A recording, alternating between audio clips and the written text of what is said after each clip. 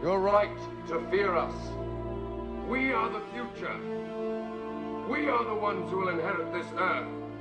And anyone who stands in our way will suffer the same fate as these men. What's the problem with xenophobic nationalism?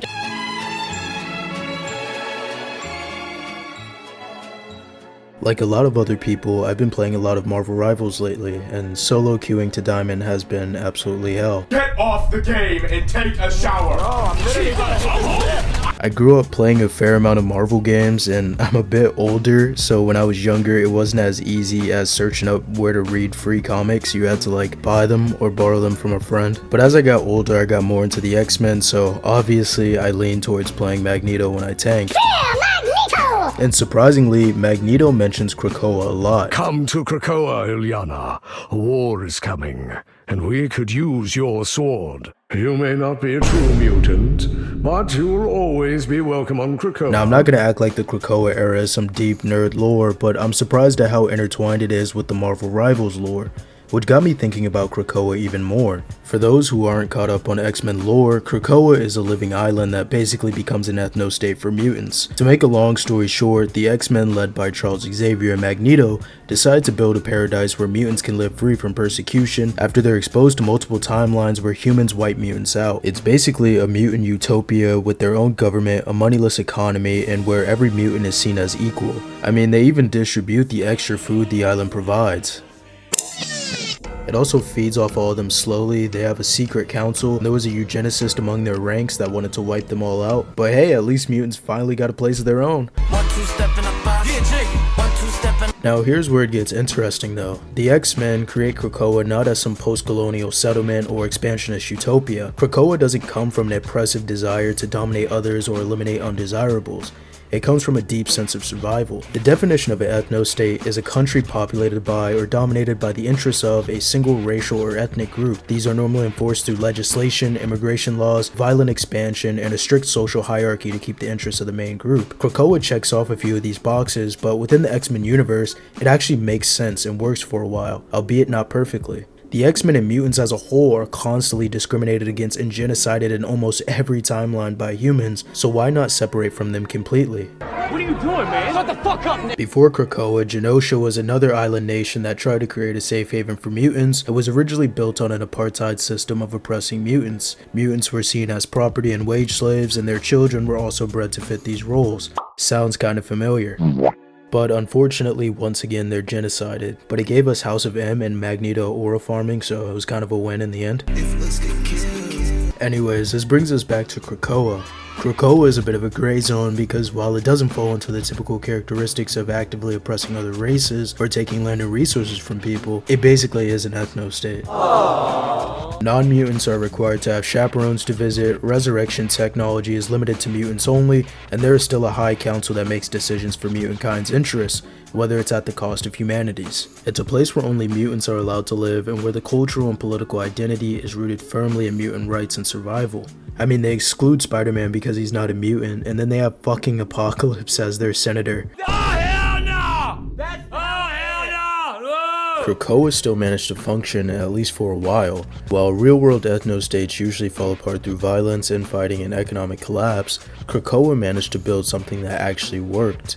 The mutant utopia was built on cooperation, resource sharing, and a collective goal of mutant survival, which makes it far more cohesive than some real-world examples. Sure, there's corruption, political drama, and even some questionable characters lurking in Krakoa's leadership, but on the whole, mutants have been able to create a functioning society in a way that other ethnic-based societies haven't quite managed. Krakoa was also able to even gain human support by creating medicines and cures to ailments plaguing them through universal biotics. Imagine how good of a deal it would be for a couple guys to go, hey, we'll give you the cure to cancer if you just let us live on this island and fuck off. The island's biological and technological advancements, like the mutant resurrection protocols that allow mutants to be resurrected after death, represent an unprecedented level of innovation in healthcare. For mutants who are often victimized for their differences, Krakoa offers a space for cultural growth and pride without the pressures of assimilation or persecution. Wait a minute! All these positives aside though, at the end of the day, Krakoa is still an ethno-state. Ethno-states are problematic because they tend to fuel division, exclusion, and violence. The creation of such states often leads to the oppression of those who don't fit into the dominant ethnic or cultural group. I mean, Magneto as a Jewish Holocaust survivor creating a country for his own race of people twice is pretty on the nose. However, once again, since there wasn't anybody living on the island, and it's basically canon that in almost every timeline they get genocided, there's not really a one-to-one comparison to Israel. The tension between inclusion and exclusion is perhaps the most significant ethical issue when discussing ethnostates. On the one hand, creating a society that is exclusively for a specific ethnic or cultural group may be a response to oppression, but on the other hand, a society like that inherently limits the rights and opportunities of those who do not belong to that group, which fosters further division and reinforcing the very prejudices it seeks to overcome. For example, freed American slaves worked with the ACS, American Colonization Society, to relocate black slaves to Liberia in order to create a colony for black Americans. Like with most colonial projects, the native population suffered immensely, and a similar racial hierarchy that was present in the United States arose, with Americo-Liberians holding high political power over indigenous Africans there. While modernized today, they still have the echoes of their hierarchies, such as citizenship being limited to only neighbors, aka Paris visitors. In a broader sense, the concept of ethnostates undermines the ideal of universal human rights and equality. If one group has the right to self-determination based on their ethnicity, it raises difficult questions about the rights of individuals who do not share that ethnicity. Moreover, the formation of competing ethnostates can lead to geopolitical instability, as it encourages the fragmentation of humanity into smaller self-interested factions. The ideology and government of Krakoa shares parallels with the rise of movements like Zionism, ethno-nationalism, and other exclusionary ideologies.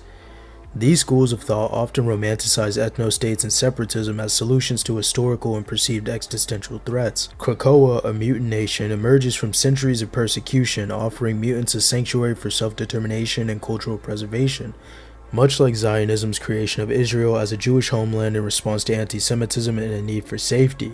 On a more personal note, as an American, I see how white nationalism and other discriminatory ideologies advocate for ethnostates built on racial or ethnic homogeny, often driven by supremacist beliefs and fears of cultural or demographic change, whether that be through immigration or falling birth rates. What's the problem with xenophobic nationalism? Don't you think that's better for Americans in general? In my humble opinion, all of those ideologies often ignore the bigger picture and try to avoid tough conversations and pursuing unity in favor of just doing their own thing and saying fuck everybody else. While the idea of Krakoa may seem appealing as a refuge for mutants, it never fully resolves the core issues inherent in separatist ideologies or the concept of ethnostates.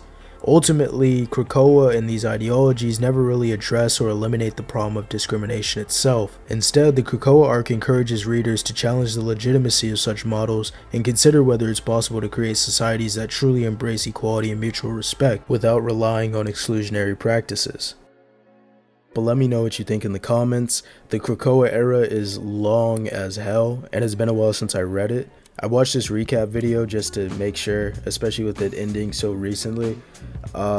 So there's some things I probably missed, like policy-wise, but let me know in the comments or anything you want to add. And I know this is going to be a bit of a controversial video, so yeah. Thank you for watching. Like, comment, and subscribe, and check out my other videos if this was the first video you watched of mine. Thank you, and see you in the next video. Bye.